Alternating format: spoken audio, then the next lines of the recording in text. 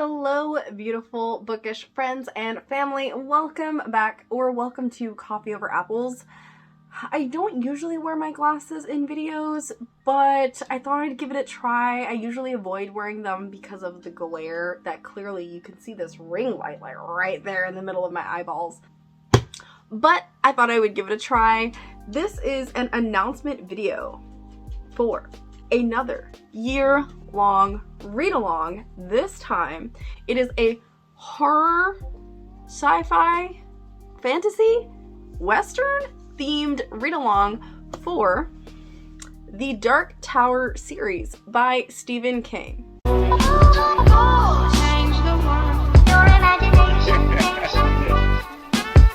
It could change the world.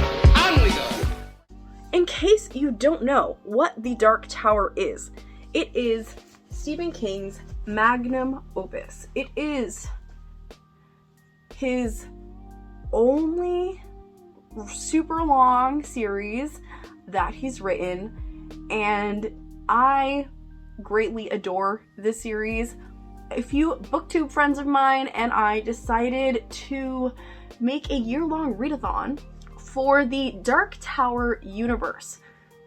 So in this video, I'm going to explain what is the schedule for this readathon, what books we're reading every month, and in what order. There is a Discord for the readathon if you would like to get to know anybody, and that is linked in the description box below, along with the information for all of the other hosts. Sorry for the camera angle change. I'm trying to see if I can get this glare out of here.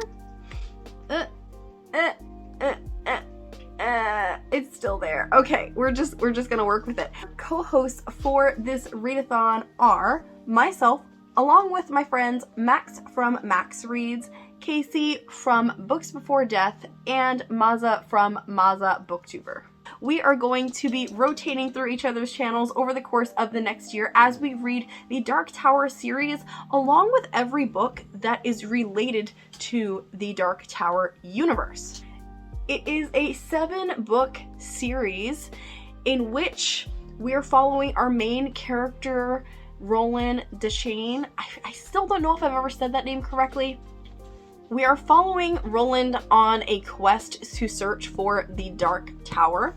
As you can see, this is book 7, which is titled The Dark Tower. And along the way, he meets a group of peers that get sucked into this world.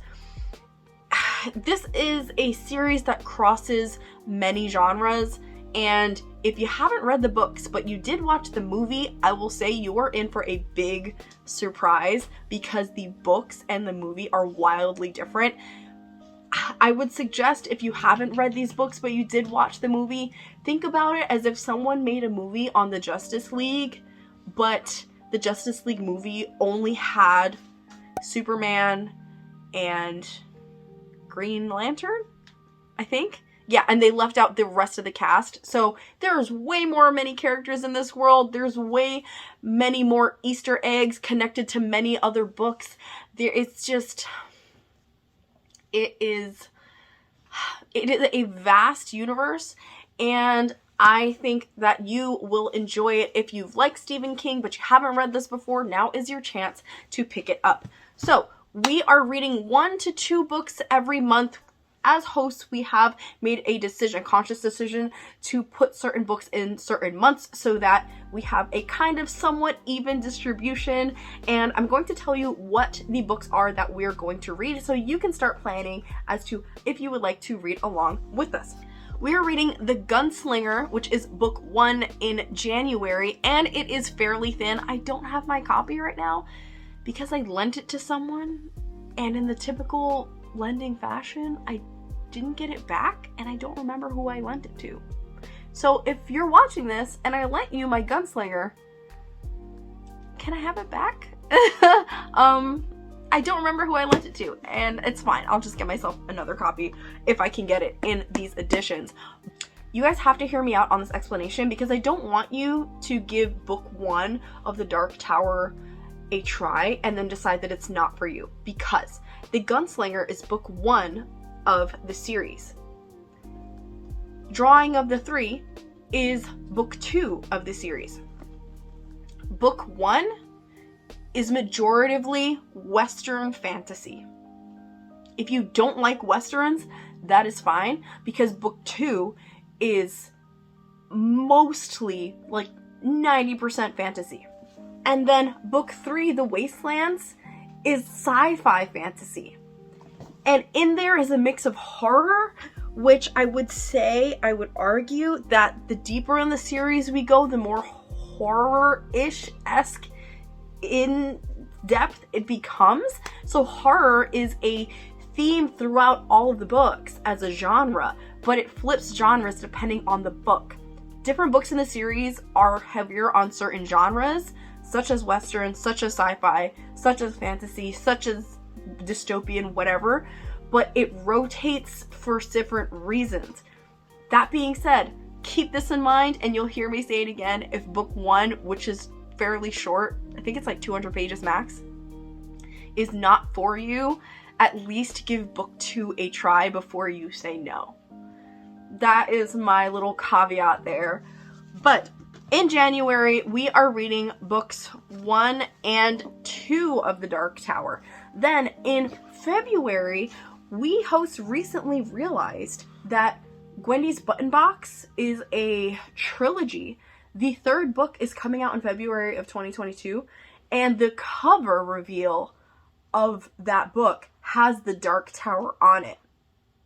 So we were like, wait a second. Does that mean that we need to include Gwendy's Button Box? We are going to read books 1 and 2, which are the shorter of the books, in February. Then in March, we are reading Rose Matter, which has some connections to the Dark Tower universe. In April, we will be reading The Drawing of the Three, which is book 3 of the Dark Tower series. In May, we will be reading Insomnia, which has Dark Tower connections.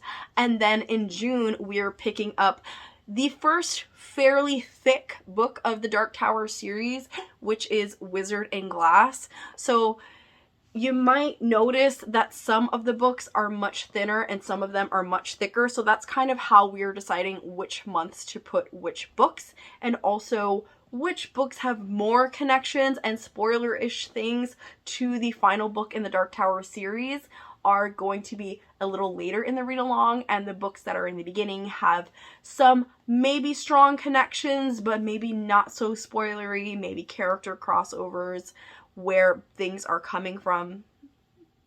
You'll see. You'll see. So Wizard in Glass, which is Dark Tower book 4, is in June.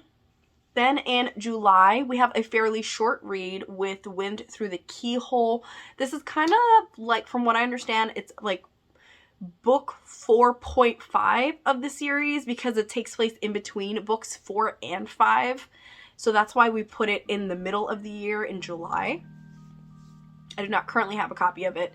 I do have a copy of it somewhere, but again, I'm not sure if I lent it to someone. So if you're watching this person who I lent it to,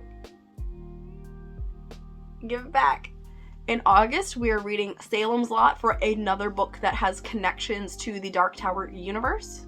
Then in September, we are reading Wolves of the Cala, which is the second fairly large chunky boy in this series. This copy of mine is well loved and beat to shit. It got water damage. That's why it looks all bloated and stuff.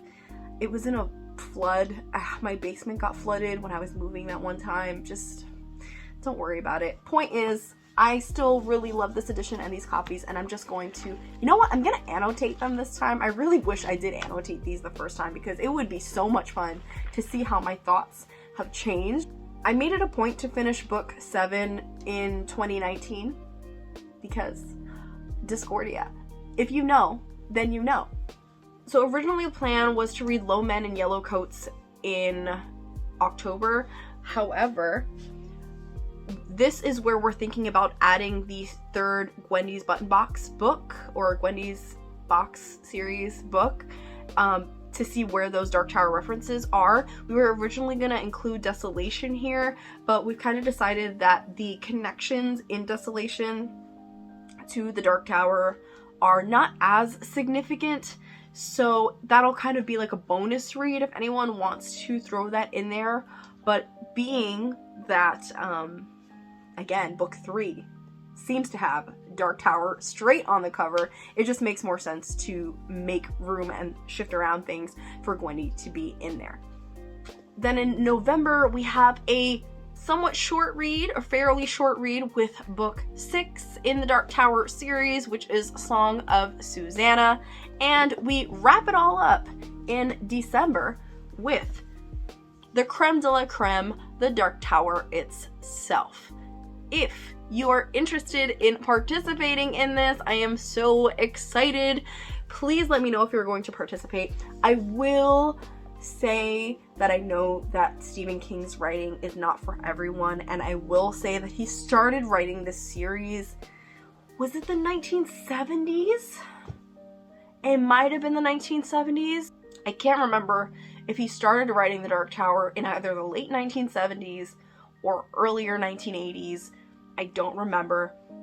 That being said, the first time I read this, I wasn't reading it critically, so I'm really hoping that I enjoy it as much as I did the first time. I am expecting there to be some things that did not age well, as this adventure is 40 plus years old, and I understand that over time certain things don't age well. But that being said, I'm looking forward to giving an honest review about this because I really do enjoy Stephen King's writing. What I love about Stephen King's writing is that even though there's characters who I cannot stand and that are horrible people and they're annoying and they're always purposefully written to be really privileged, horrible people because they are just fuel for fodder for all of the gore and massacre that is going to happen. And if you love horror, it's just a good ride. That is it for this announcement video. Thank you so much for watching. The links to all the other co-hosts and the Discord and everything you need to know to chat about Stephen King are in the description box below. Don't forget to check it out, and we'll talk to you soon. Bye!